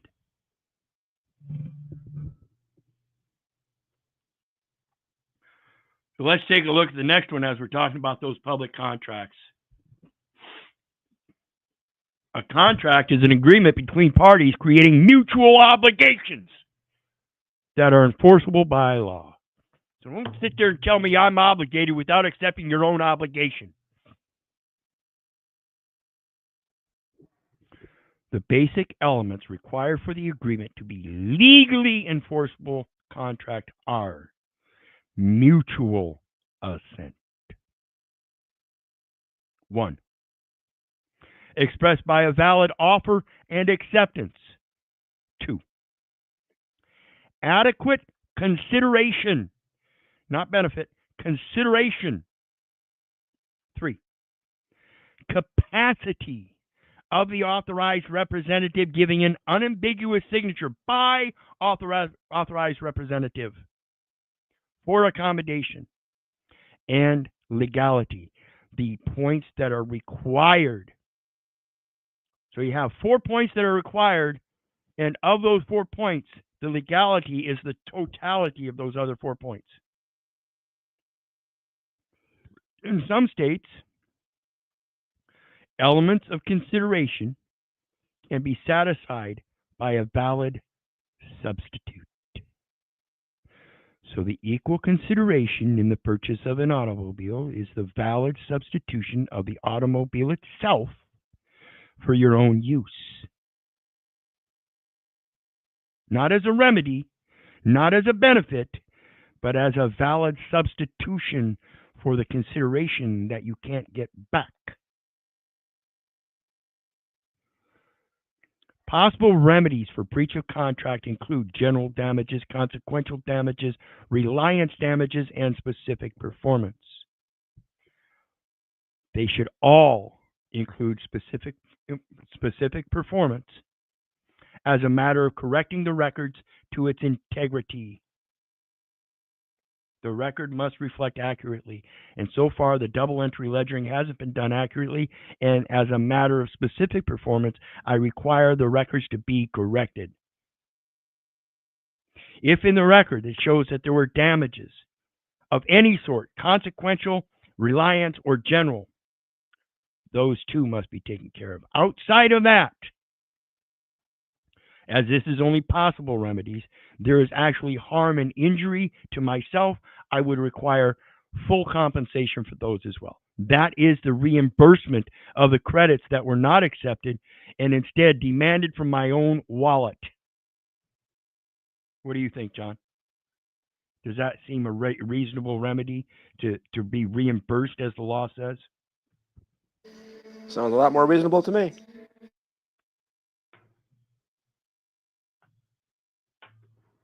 I don't know about you guys.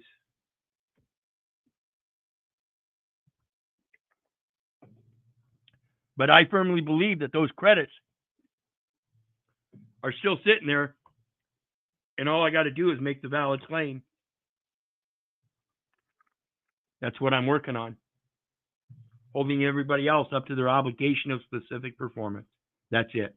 You were paid to do a job. You didn't do the job completely. I'm just requiring the completion of the job pursuant to contract law. Pursuant to contract law.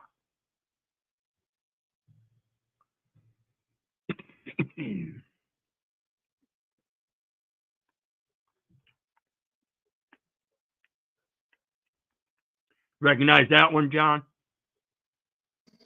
Oh, yeah. That's a biggie. There's that implied covenant. Remember, we were talking about that indemnification, right? Implied covenant of good faith and fair dealings. The implied covenant of good faith and fair dealings in your public officials is that they know this and they should be abiding the law, and that when you pointed out that they're not and that they haven't fulfilled specific requirements, specific performance, they should get off their ass and fucking do it now, because they have a responsibility and obligation in equal consideration to fucking listen to me, that First Amendment expression that I've been explaining.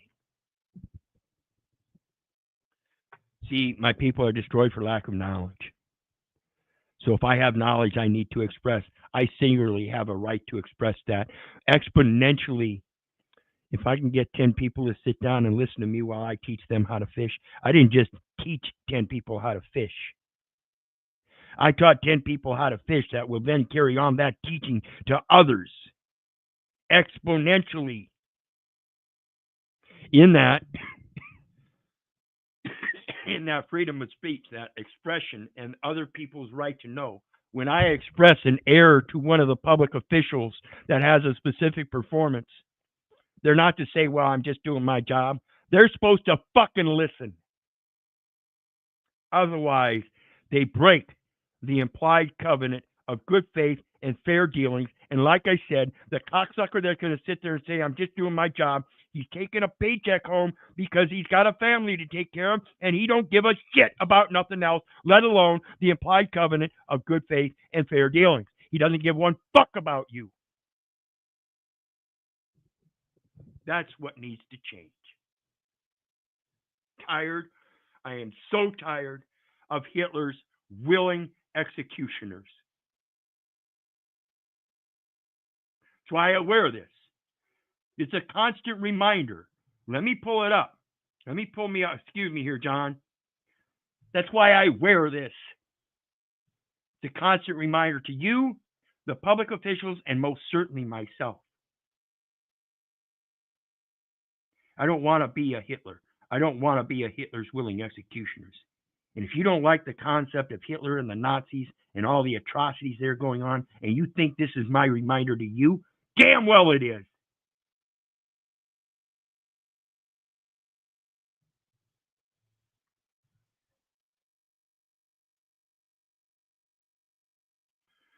Implied covenant of good faith and fair dealing, often simplified to good faith, is a rule used by most courts in the United States that requires every party in a contract to implement the agreement as intended.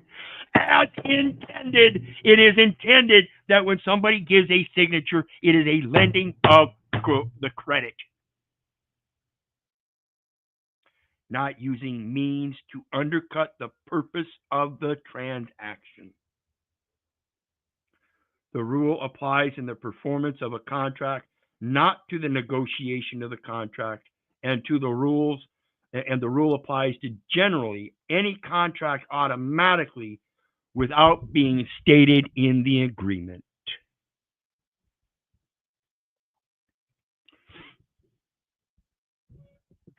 It goes on to say, the rule is infamously hard to pin down as courts repeatedly alter its application and meaning because good faith and fair dealing depend heavily on the context of the agreement. Therefore, I'm going to ask you specifically, John, because you're the one up here with me, but I'm asking everybody. I want you to think about this question. Therefore, would it not be wise, rather than letting it ride as an implication, as John mentioned earlier, shouldn't it be specifically mentioned? That way there is specific performance. Just like the accommodation party for accommodation by authorized representative should be specifically stated so that specific performance can be had as according to the specific capacity. Is that agreed, John? I mean, did I make sense there? You agree with that? Yeah, it made perfect sense.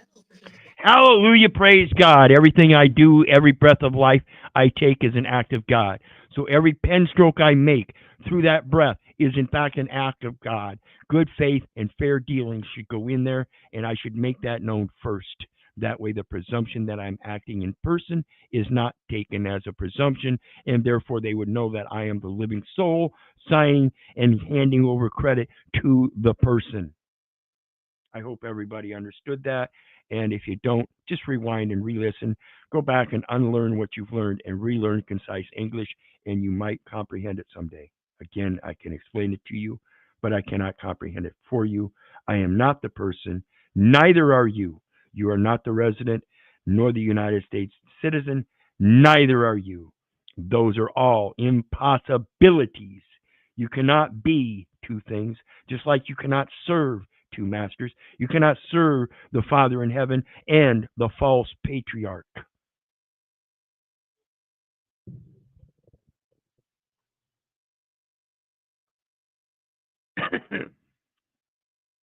Typically, courts find that a party breaches this rule when they act in ways that obviously undermine the benefits to the other party from the contract, or if one party attempts to sabotage another in performing their end of the agreement.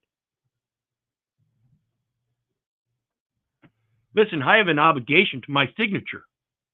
And that obligation is to make you understand, no matter who fucking taught you nothing, that I'm the one that's extending the credit, not the bank. The bank has use of my credit because I am the accommodation party that signed the instrument, lending the name to the account.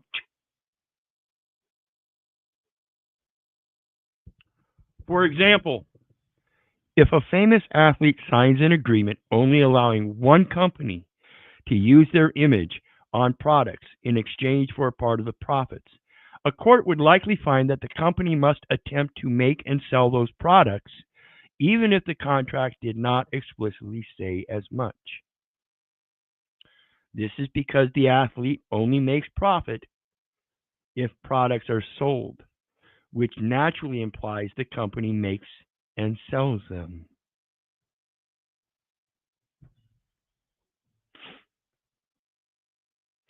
So if I make an agreement knowing that the lending of my name is the extension of credit, that's specific performance. They have to accept the fact that I just gave them credit and that now they have to figure out how to make that payment through the person, because that's where the credits sit. And if you demand those credits as payment from me through a different type of payment, and those credits are still sitting there, I demand, as pursuant by law's requirement, to be reimbursed as the accommodation party, because whether I sign blank or with a unambiguous signature, it doesn't matter. I am presumed to be the accommodation party, and after the fact of the liability, I now need to be reimbursed. Simple as that. Does that make sense to you, John? To me, it does. I hope it hits more people, though. I hope so too. But it's sad, you know. I know you do your research. This man comes to me with stuff and shows me stuff I haven't seen. And I'm grateful for it. That's what we need more of on this panel. Like I said, I don't want to sit up here being big-headed and sound belligerent or sound like I'm babbling or think that I'm right all the time. I hope I'm right, and I believe sincerely, deeply that I am right. But if anybody finds that I'm babbling, that I don't know what I'm talking about because they know better or something, hit the link, come up, and let's discuss it, because I need to know so that I'm not going out there teaching people how to fish and then they can't fish because I taught them wrong. Like I said, we recently had a success in arbitration in regards to a purchase order for an automobile. And we hope to be able to refine it and repeat it. This is not a one-off. This is the way the system is supposed to work. And when people can learn that and comprehend how to do that and repeat it, we will be that wealthy nation, because we do have a set of people that understand how this, owe no man anything but to love one another, for to love one another is to fulfill the law. And if that's the thing that's emanating from America, the United States, then we will, in fact, be, not just be known as the greatest country on the earth, but we will, in fact, be the greatest country in the world. And that is dependent upon the people, you. Again, I don't see how this nation can be so wonderful if its population is stupid. And again, I used to be stupid. I used to be one of those idiots. I didn't know about the informed use of credit, but now that I do and I'm learning more, it's becoming more and more effective. Oops, we just lost John.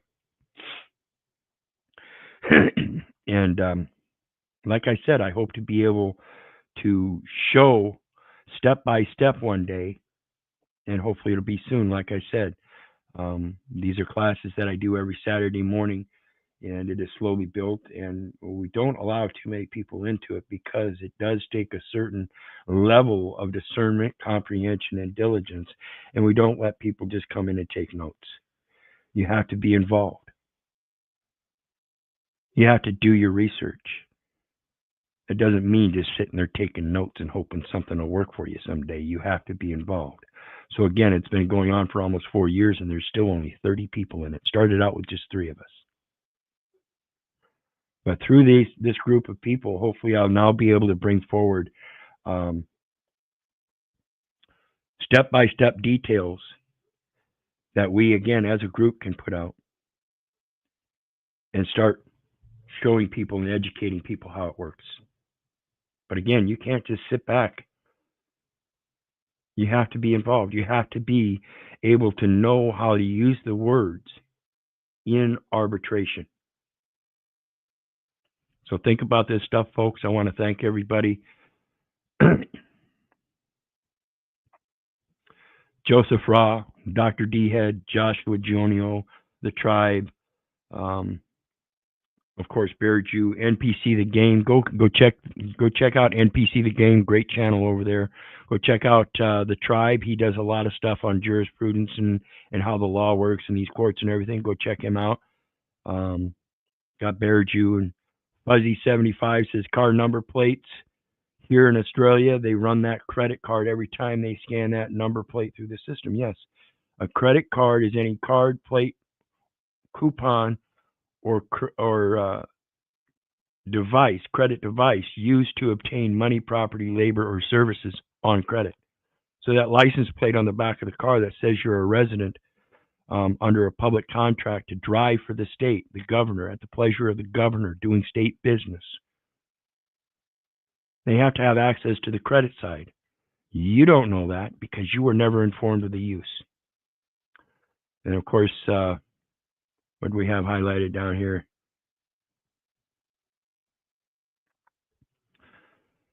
Joseph Ross says, but non-citizens are getting deported. To where, Trump? Yeah, non-citizens. That's part of the problem, is people using these identifications without knowing the diplomatic level that they should be at. And that's what this truly is all about, is diplomacy, learning how to address each other in the proper capacity, not as the debtor, but as the creditor. Flesh and blood, we are creditors, and the debtor is the person, not yourself. You're supposed to love each other. And it's the implication that you believe another man owes you a debt that shows that you don't owe him. You don't love him. Excuse me.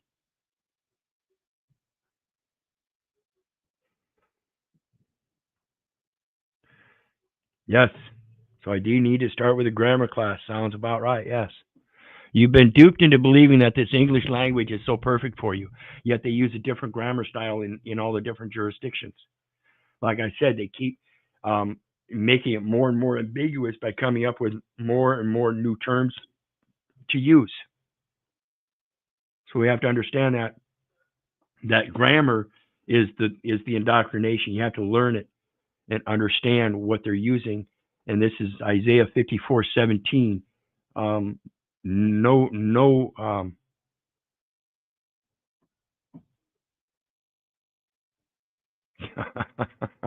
I want to make sure I've got it perfect right here, word for word according to the King James Version, and somehow I'm slipping here. No tongue shall prosper against you. Ye shall rise up against every tongue that places judgment against you. This is the inheritance of the servants of the Lord, and their righteousness is of me. So if you've got to rise up against all the tongues, then that tells me you have to learn those tongues. And the way I see this is that, like I said, the different jurisdictions use different words. Yet again, in the UCC 1-103 rules of construction, it tells us in subsection 3 that the law is construed to be uniform throughout all jurisdictions. And I'm telling you, the law doesn't start at the bottom. It starts at the top with the word of God. That's where the credence comes from. And it's supposed to go through you into the documentation. Owe no man anything. Use credit, not debt. The credence is the truth. And the truth has to sit in the words, not the numbers. Think about this stuff, folks. And remember, I love you, but I don't give a rat's ass whether you love me back or not. That's to say, I don't care if you hate me. I don't care if you don't respect me. That part is on you. So may God bless you. And have a good night. In the meantime, again, hit that like, share, and subscribe button. There is a PayPal button down there for anybody who wants to share some love. If you think this is valuable for you, throw a little kindness my way. In the meantime, we'll see you next time. Bye now.